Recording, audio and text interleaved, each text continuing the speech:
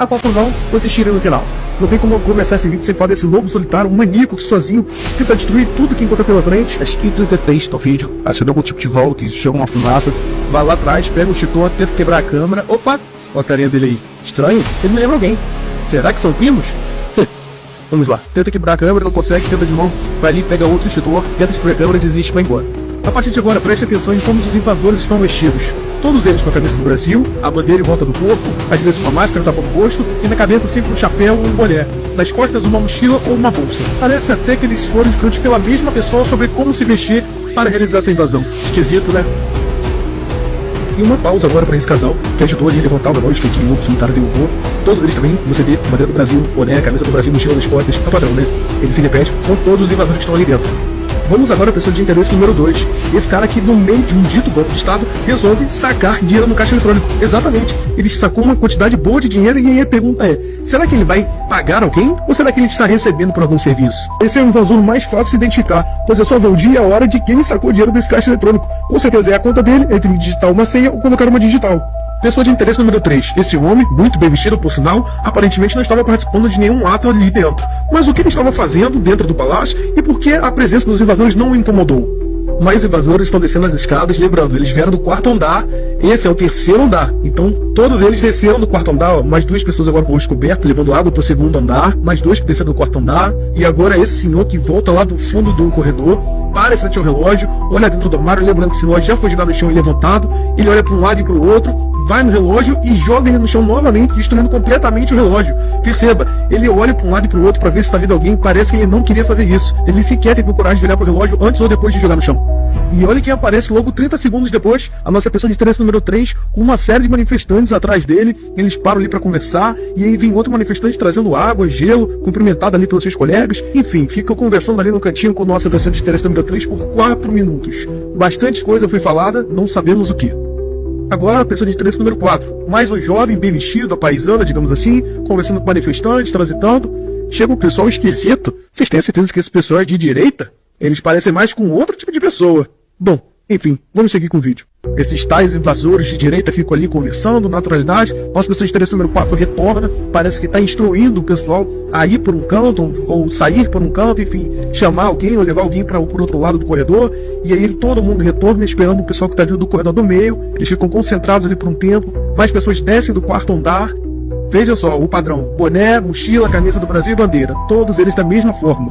Olha só, mais uma vez, descendo do quarto andar, todos eles iguaizinhos, parece até que foi combinado, né? Vocês viram que eles estão descendo do quarto andar, inclusive o homem que derrubou o relógio pela segunda vez. Eles agora vão sair dali, ó, 4h27 da relógio, porque a polícia desce do quarto andar, onde acabou de descer um manifestante, já desceu atirando, cerca de 20 policiais, ó, descem, vão ali pro lado esquerdo do vídeo, depois desce um cara junto com eles, chama alguns policiais, fala que tem um pessoal na escada, o policial vem, joga spray de pimenta, tenta montar uma barricada ali, ó, e pega na mesa, brincadeira, né? Joga o extintor de incêndio lá embaixo, tenta montar uma barricada com uma mesa, fala sério, né? A situação ali é tão tranquila para algumas pessoas que esse senhor chega, vê a polícia, pega uma água tranquilamente e sai andando. No vídeo agora, as pessoas de interesse número 5 e número 6. Preste atenção nesses dois, principalmente na número 6, esse senhor de camisa azul. Olha que esquisito, logo atrás dele veio um manifestante, um invasor do segundo andar, decidiu que o quarto, voltou e desceu para o segundo. Agora mais 2 homens vêm lá do fundo do corredor, vão em direção onde a polícia foi. Nossa, esse interesse número 5 retorna, desce o segundo andar, o jovem volta junto com ele, fica ali olhando, espera o tempo, retorna para lá e olha agora com o que ele está voltando? A pessoa de interesse número 3. Mas vocês repararam o que eles estão na mão quando eles descem para o segundo andar? Simplesmente está carregando uma mochila com a camisa do Brasil. Será que essa mochila é dele? Será que ele vai trocar de roupa e colocar a camisa do Brasil? Todos os outros 2 homens estão com seu nas costas. Essa será a mochila de quem será? E essa camisa do Brasil, o que será feita com ela, hein? Pessoa de interesse número 5 retorna para o terceiro andar, aparentemente está com alguns para os três de pimenta, e aí mais um senhor, parece ser policial, acompanha ele. As imagens mais importantes agora, percebam, diversos manifestantes estão tirando com a presença de quem? Sim, os militares, e além deles, também a nossa pessoa de interesse número 6. Ele chega ali, guiando os manifestantes, os invasores, ó, a descerem para o segundo andar. Ele chama, parece que está no comando da situação, ele fala com os militares, fala com os invasores, fala no final, chama todo mundo, ó, guia todo mundo para descer. Gente, lembre-se, eles estão diante de um dito golpe de Estado. E olha como eles estão sendo tratados. Olha como os militares estão tratando essas pessoas também, dando água, ao invés de prendê-los. Vocês já viram algum militar no meio de um golpe de Estado dar água para os invasores do palácio? Que cordialidade toda é essa com um golpista? Um tratamento de primeira, que sinceramente nunca vi em golpistas de Estado. Agora chegam mais militares ali, ó, a pessoa de interesse número 6, ela tenta novamente montar uma barricada com uma mesa de madeira, ridiculamente, tenta fechar essa escada, e aí olha só, descem pessoas do quarto andar, eles instruem elas a descer pro segundo, fica esse rapaz ali, ó, que recebeu lá dos militares, passa um bom tempo ali conversando com os militares, não se sabe se é um infiltrado, se alguém que tá tentando ajudar, mas enfim, chega esse homem, pula a mesa, ninguém faz nada, ó, não tem nenhum tipo de identificação, ele entra, sai, circula, desce uma mulher do quarto andar e olha só, tratada super bem, ó, instruído a descer pelo segundo, vai embora, tchau. Mais um homem desce, ó, instruído pela pessoa de interesse número 6, fecha a minha mesa depois para ninguém entrar. Esses dois saem de cena agora e acontece aquela cena que nós vimos lastimado. O militar começa ali a destruir o patrimônio, jogar as coisas no chão, não se importar com esse patrimônio público, olha só, joga tudo no chão, pega a mesa ali para formar esse bloqueio que não adianta de absolutamente nada, sai chutando tudo, um absurdo. Poucos minutos depois, ó, um invasor derruba essa falsa barricada ali que não protege de nada, chama atenção dos militares, vem um, daqui a pouco ó, vem mais um, depois vem um terceiro, eles ficam somente olhando ali os invasores e não fazem absolutamente nada. Pegam a mesa novamente pela terceira vez, colocam ali em cima e vão deixar essa mesa aí, ó, e vão sair daí, vão deixar tudo como está. E atenção, Brasil, vídeo de 8 de janeiro vem à tona e deixa todos de queixo caído. Olha só o que aconteceu ali, que não foi divulgado, mas agora nós vamos mostrar. Confira essas cenas aí e tire as suas conclusões.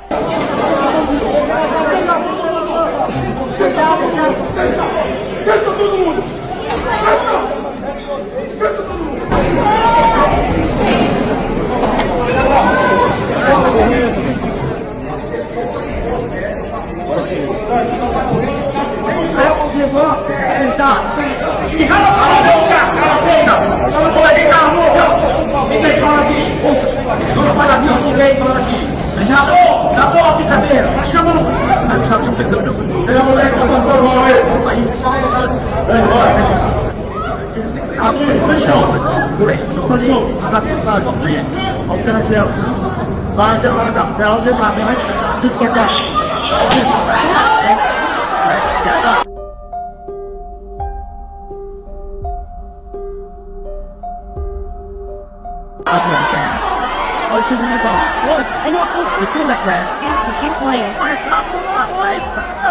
Tome vergonha na cara pra poder falar e lavar a boca pra poder falar dos cristãos e pessoas de direita aqui do Brasil.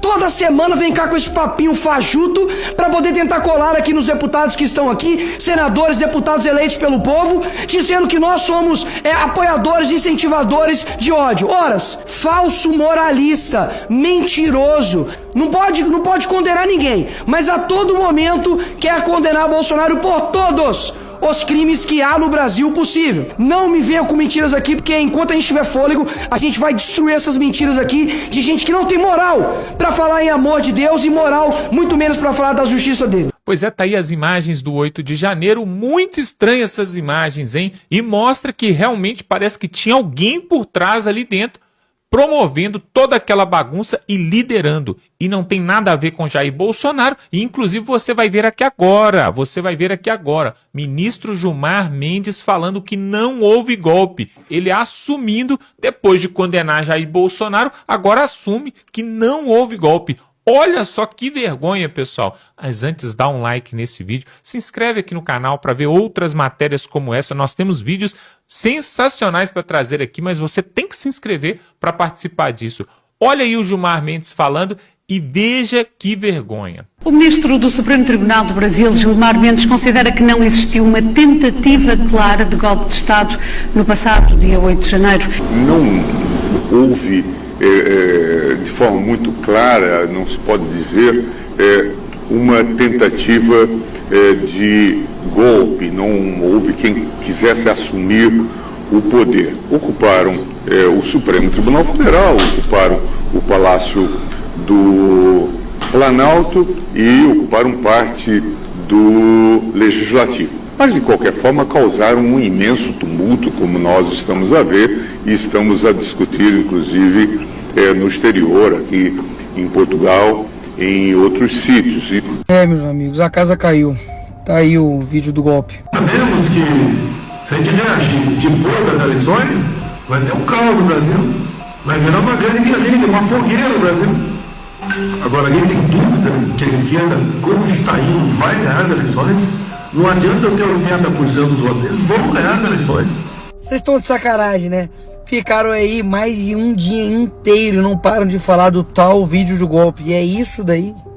Isso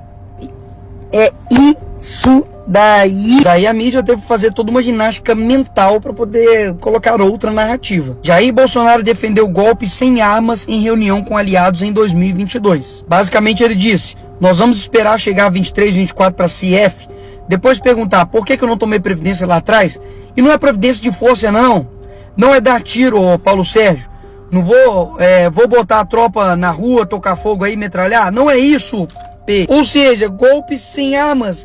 Que golpe é esse? Golpe de quê? De karatê? Os caras foram pra cima até do ex-ministro da defesa porque ele cometeu um crime assim incrível. Ele compartilhou um texto que chamava a eleição de Lula de ruína moral da nação. Meu amigo, se isso for argumento pra ser alvo da PF, metade do Brasil vai ser alvo da PF.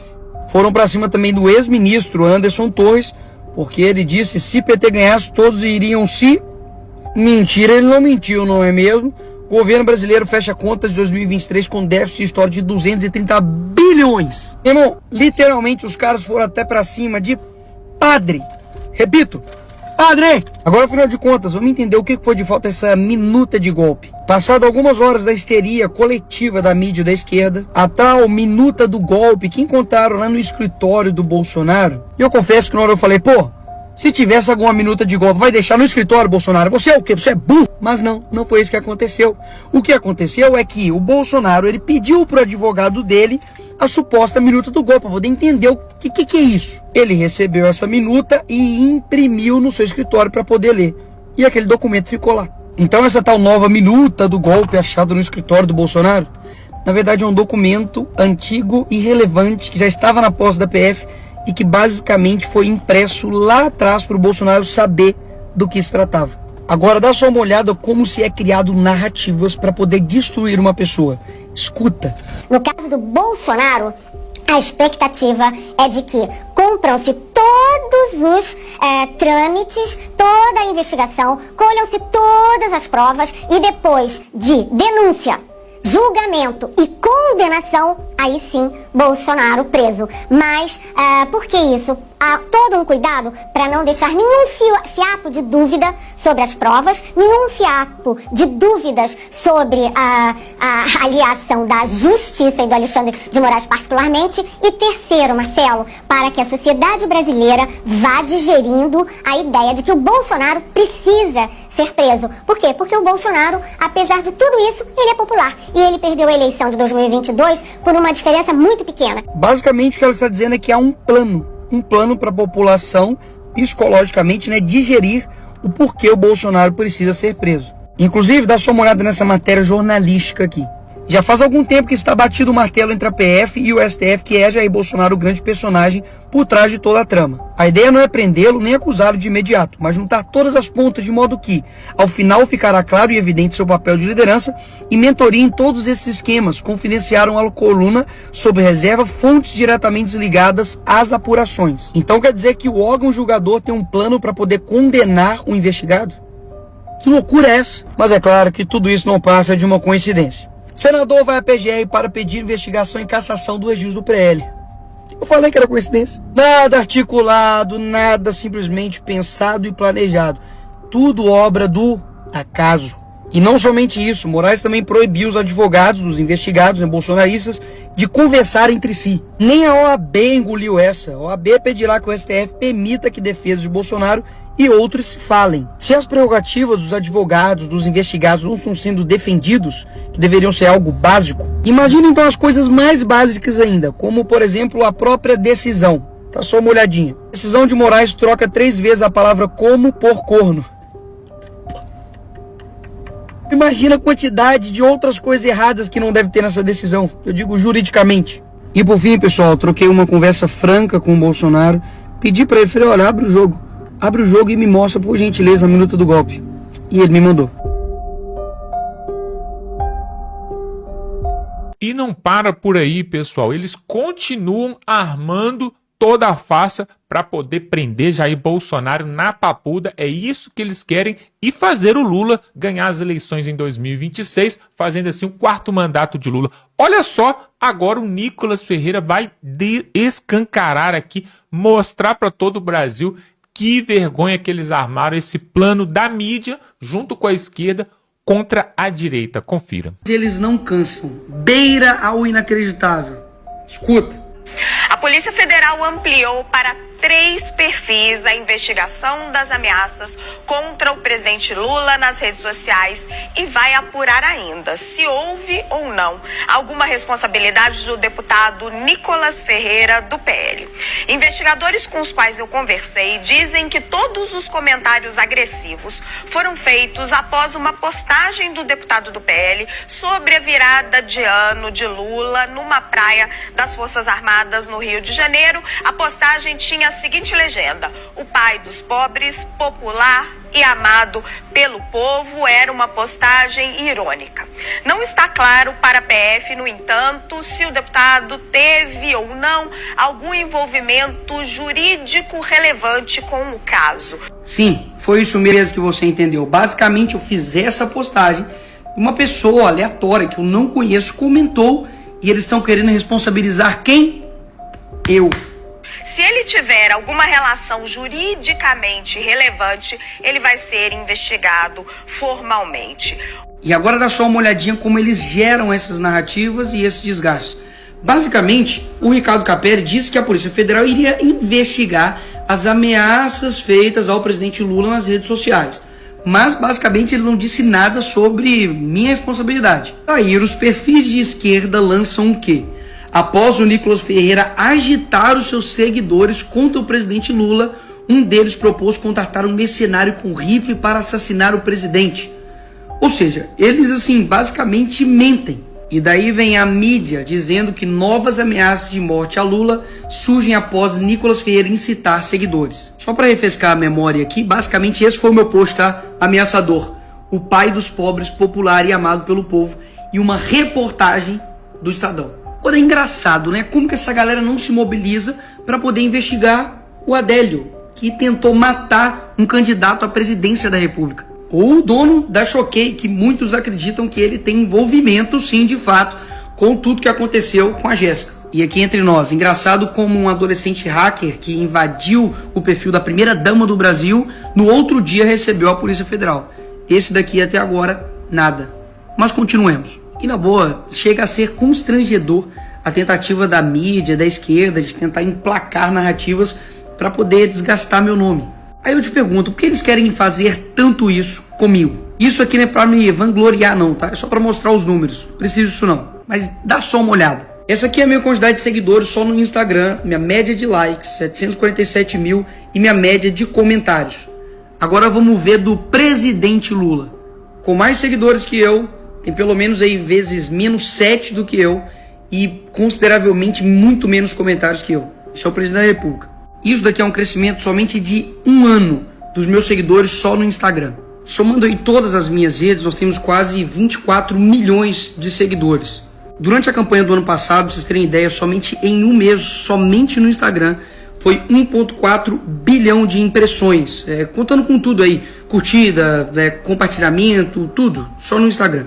Ou seja, cada dia mais nós estamos alcançando mais pessoas, principalmente mais jovens, e é por isso o desespero deles. Então eu sei que isso só vai aumentando, obviamente, essa perseguição, afinal de contas, eles não suportam ouvir uma voz diferente da deles. Mas eu tenho uma boa notícia, talvez não para eles, mas para você. Bem-aventurados sois vós quando vos injuriarem e perseguirem, e mentindo, disserem todo mal contra vós por minha causa. Exultai e alegrai-vos, porque é grande o vosso galardão nos céus, porque assim perseguiram os profetas que foram antes de vós. Pode parecer loucura, mas eu fico alegre quando eu percebo que de fato nós estamos sendo perseguidos por fazer justiça. E isso, para quem não é cristão, pode de fato parecer loucura, mas para nós, a gente tem uma clareza muito grande de que a perseguição para o cristão é algo natural. E Spurgeon conseguiu traduzir isso muito bem em 2 frases. A primeira: os cristãos não estão em perigo quando estão sendo perseguidos, mas quando estão sendo admirados. E não somos o caramelo da terra, somos sal da terra. algo que o mundo tem vontade de cuspir e não de engolir. Afinal de contas, seria muita inocência ou ingenuidade minha achar que o mesmo mundo que matou o meu Senhor me aplaudiria. Avisa lá que nós estamos de pé. Quanto mais bate, mais ele cresce. Pois é, pessoal, a gente vê lá no julgamento no STF, tanto do primeiro núcleo, onde tinha Jair Bolsonaro, onde tinha ali também o assessor Mauro Cid e outros mais, quanto nos outros núcleos que estão sendo ainda julgados, nós estamos vendo que não há provas. Não há provas verídicas que confirmem que Jair Bolsonaro é quem liderou tudo. Mas eles arrumam prova e fazem, tem a defesa, o promotor, o acusador, o advogado, eles são tudo. E querem realmente terminar com o caso para fazer missão dada, missão cumprida. Assim como aconteceu com aquele outro ministro lá do STJ, passando para o ministro Moraes. E aí, o que o Nicolas mostrou aqui é que existe um consórcio, um complô ali em Brasília, tanto do Congresso, do Judiciário e do Governo Executivo, mas também da mídia. A mídia que quer receber o Pix todos os anos, ali são milhões e milhões que são destinados não só para artistas, cantores através da Lei Rouanet, mas a gente sabe, pessoal, aquele que não se corrompeu e não se dobrou diante do sistema foi Jair Bolsonaro, foi o único. Então, quando ele esteve ali, a mídia bateu de manhã, de tarde e de noite. E agora, toda essa farsa do golpe, eles querem culminar e fechar com a prisão em regime fechado, não em regime aberto, em regime fechado de Jair Bolsonaro. E o alvo não é somente Jair Bolsonaro. O alvo também é todos aqueles que quiserem se levantar no lugar de Jair Bolsonaro. Por exemplo, o Nicolas Ferreira, que tem grandes chances de um dia se tornar presidente do Brasil. Inclusive, eu quero que você coloque aqui nos comentários, se no futuro, né, porque ele ainda não tem idade, mas no futuro, se o Nicolas Ferreira se candidatasse a presidente do Brasil, você acha que ele pode fazer um bom trabalho? Coloque aqui nos comentários se você votaria para Nicolas Ferreira para 2030, 2034, não sei quando ele vai ter idade para isso. Outra coisa é o seguinte, pessoal, olha só o que eles estão fazendo, perseguindo o pessoal da direita. O Cláudio Castro, governador do Rio de Janeiro, que fez aquela mega operação, está de parabéns, realmente trazendo um pouquinho de alento ali, de paz à população do Rio de Janeiro. Está sendo perseguido ali, pode ser caçado e até ir preso, né? O julgamento dele ali no TSE está ainda em decorrência, pediram vista do processo, então deu uma pausada, mas vai voltar.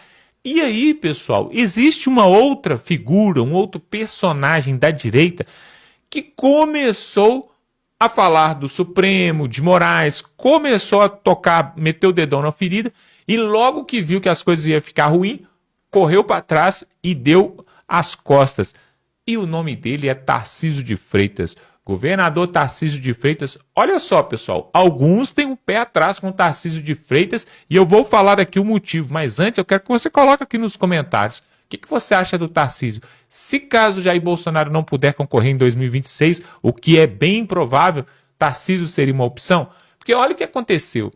Muitos estavam pressionando o governador Tarcísio de Freitas porque até pouco tempo atrás, uns meses atrás, ele não falava nada sobre o Supremo, sobre o ativismo judiciário, sobre as medidas do Alexandre de Moraes, sobre tudo que estava acontecendo ali no judiciário. Ele era o único que não falava nada. Todo mundo falava, os outros governadores, os senadores, todo mundo. Mas ele não falava nada. E aí ele foi muito cobrado. Na última manifestação que teve em Brasília, lá na Avenida Paulista, onde inclusive o Jair Bolsonaro não pôde estar, parece que foi 7 de setembro, porque já estava proibido de participar de aglomerações, o Tarcísio de Freitas, pressionado sobre essa questão, pegou o microfone e falou poucas e boas ali sobre o judiciário e mandou um recado direto para Alexandre de Moraes, tratando de forma dura ali o ministro Alexandre de Moraes. Passaram-se os dias, o que aconteceu agora há pouco?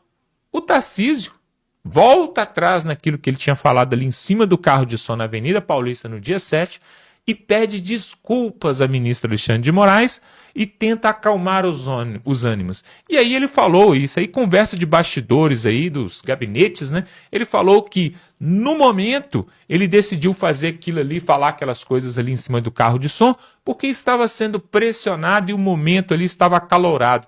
Mas que ele pensou, eu consigo resolver as coisas depois com o judiciário, eu consigo aliviar as coisas com o judiciário, mas com a população eu não vou conseguir. E aí ele fez esse meio de campo. E aí eu quero te falar, pessoal, o Eduardo Bolsonaro, filho do Jair Bolsonaro, que está lá nos Estados Unidos exilado por causa da perseguição política no Brasil, falou o seguinte, assim que o Tarcísio recuou, retrocedeu ali e fez esse pedido de desculpa ali para o Alexandre de Moraes, o Eduardo Bolsonaro falou o seguinte: o Tarcísio é o candidato do sistema. Foi isso que ele falou. Tarcísio é o candidato do sistema. Isso causou um grande alvoroço entre a direita. Por quê?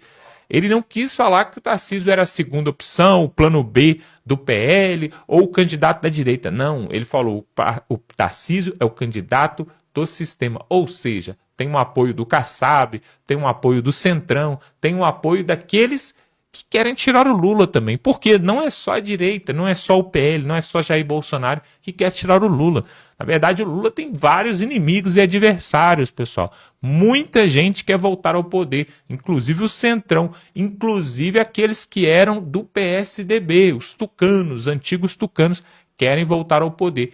E aí fica essa questão, será que o Tarcísio é de confiança ou não? O que você acha?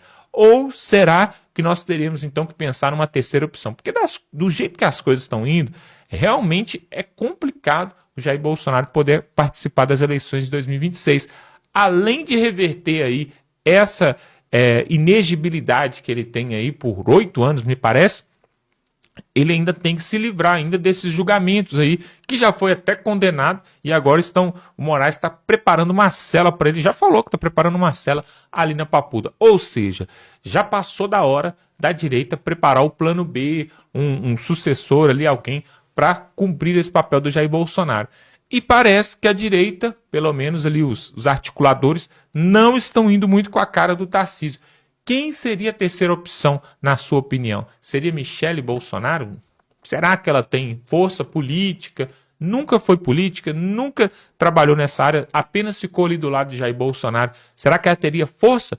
Ou ela deveria ir para o Senado, né, como senadora através ali do Distrito Federal? E aí, quem que seria a opção agora? O terceiro nome para ocupar ali, disputar com o Lula. Aí fica difícil, eu deixo para você. Ronaldo Caiado, Romeu Zema, quem que poderia ser? E outra coisa, pessoal, para fechar esse vídeo aqui, acabou de sair agora uma resolução ali do TSE, na verdade do TRE, Tribunal Regional Eleitoral de São Paulo, revertendo a elegibilidade do Pablo Marçal. O Pablo Marçal, coach, empresário, que fez bastante barulho nas últimas 2 eleições, tanto lá atrás para presidente em 2022, quanto também em 2024. Agora o TRE reverteu e agora ele fica livre aí, pelo menos de uma das condenações, me parece que eram 2. Ou seja, se o Pablo Marçal estiver disponível em 2026, será que a direita vai abraçá-lo e poder colocá-lo ali como o candidato da direita? Olha que grande reviravolta. Já pensou? Jair Bolsonaro preso e o Pablo Marçal ali ocupando o seu lugar? Acho que não. O que você acha? Coloque aqui nos comentários. Mas o que eu quero mesmo é te convidar para se inscrever aqui no canal. Por quê? Porque nós estamos chegando a 600 mil inscritos, conservadores, pessoas que querem o bem e que querem a justiça também para o Jair Bolsonaro. Então, se você quer isso, se inscreve aqui no canal. É totalmente gratuito, não paga nada. Algumas pessoas perguntam se tem que pagar alguma coisa. Não tem que pagar nada. É só você se inscrever e você vai ajudar o seu país. Você quer ajudar o Brasil? Você quer ajudar Jair Bolsonaro? Então se inscreva em canais de direita como esse, porque aqui nós defendemos os papéis da política de direita. Então você tem que se inscrever para poder apoiar. Dá um like nesse vídeo e compartilhe, pessoal. Não custa nada você clicar aqui em compartilhar, ser direcionado ali para o WhatsApp, para o Facebook. Manda para quem você gosta, para quem você não gosta, para quem gosta do Bolsonaro, para quem gosta do Lula. Não interessa, manda para todo mundo. Sabe por quê? Porque eles vão ver essas imagens do 8 de janeiro, vai ver essa fala do Nicolas Ferreira e quem sabe, né, nós podemos levar essa verdade aí para mais pessoas e pelo menos promover alguma mudança. Eu conto com você. Se inscreve no canal e compartilha o vídeo, tá bom?